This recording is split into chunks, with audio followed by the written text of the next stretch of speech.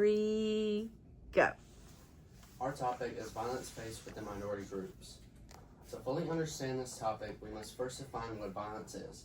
According to the Oxford English Dictionary, violence is defined as the deliberate exercise of physical force against a person or property, and this can take many forms.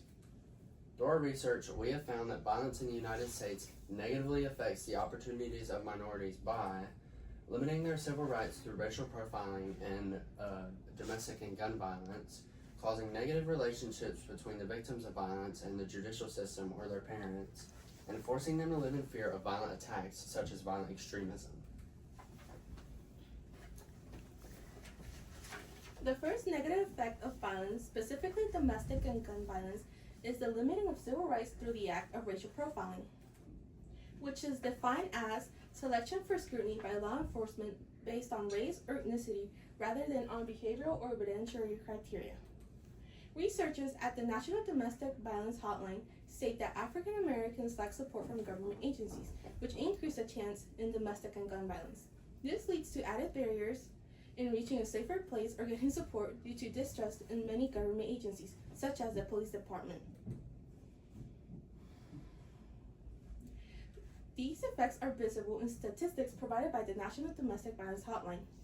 The NDVH states that 33.3% of African American women experience domestic violence, while in comparison, only 25% of African American men experience domestic violence. This graph also shows the effects of lack of support from government agencies. During the 1990s, homicide rates for African Americans were skyrocketing, then started to lower during the early 2000s. During 2017, those rates started to rise again and continue to rise till this day. Black Americans were 9.3 times as likely as whites to be homicide victims in 2020 due to the Black Lives Matter movement. Another researcher we found, Catalina Carpin, a PhD student at Warwick University in Rhode Island, also supports that claim that racial profiling limits minorities politically.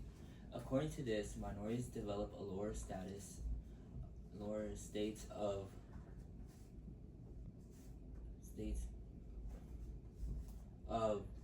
wrongfully convicted by police officers. This is not only an assumption but also has become a reality.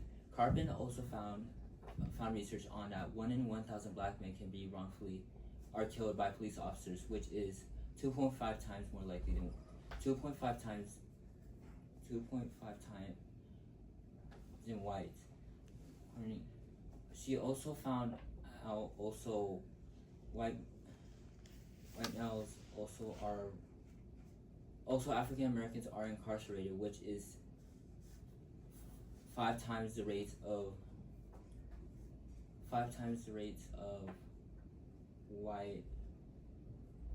white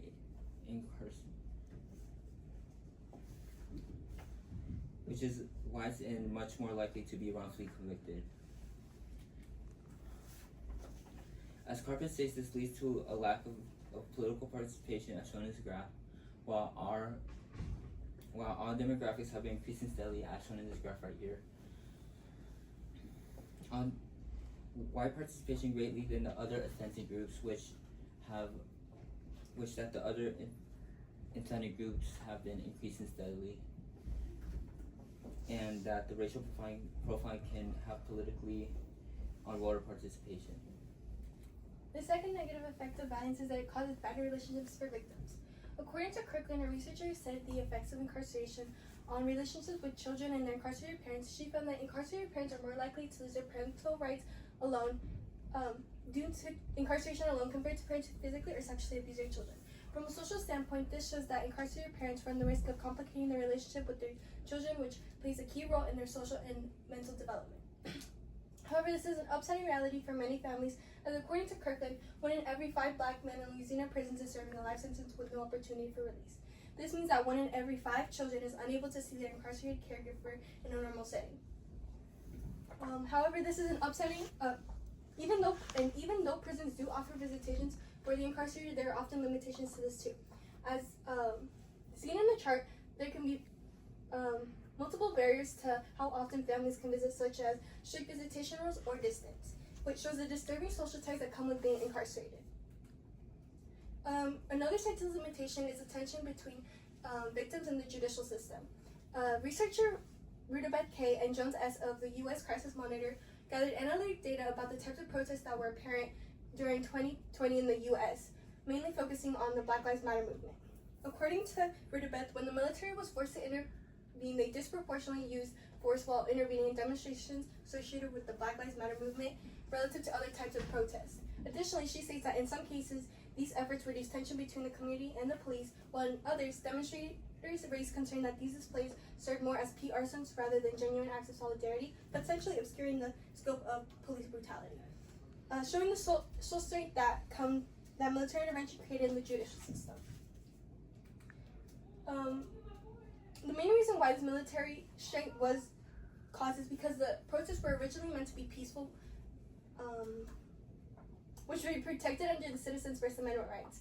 However, while 49% of respondents to the protest say that they were meant to inflict harm or damage, it was recorded that 95% of all Black Lives Matter movement protests were peaceful.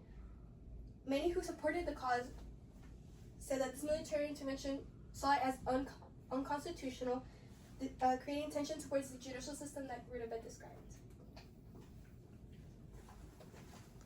The third and final negative effect that violence has on minorities is that it forces them to live in fear of violent attacks.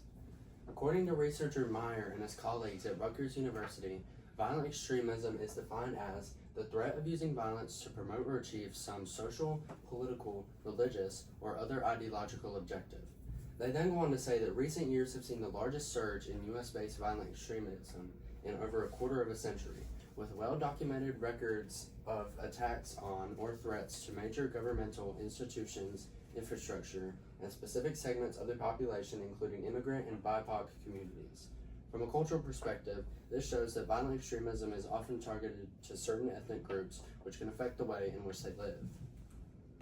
This chart can also be used to support the idea that violent extremism is mainly targeted to specific ethnic groups, because, as seen on the chart, the main driving cause for violent extremism is racial or ethnic motives, which shows that violent extremism can cause certain groups to become victims of persecution.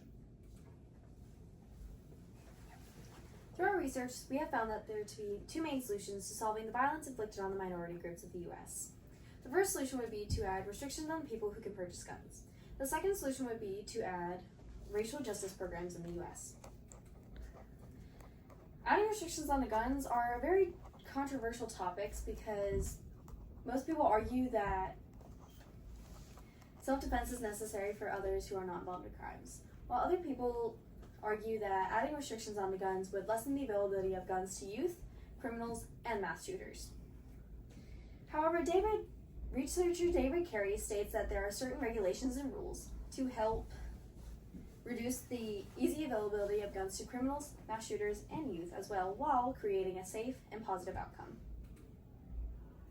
These types of rules include registering guns and licensed gun owners, and considering a requirement that guns be insured. Establishing clear and enforceable criminal offenses related to guns, and ban some guns, ammunition, clips, and as well as require a safety storage feature. An additional alternative solution we have found there to be is to create racial justice programs. Statistics state that over 70% of Black Americans experienced racial injustice and police brutality in their lifetime. Over half of them felt like their life was in danger. Knowing this, the racial justice program was created to eradicate racial injustices inflicted on the minority groups of the U.S. and create a society where no citizen will be limited in what they can or cannot do. And here are our citations.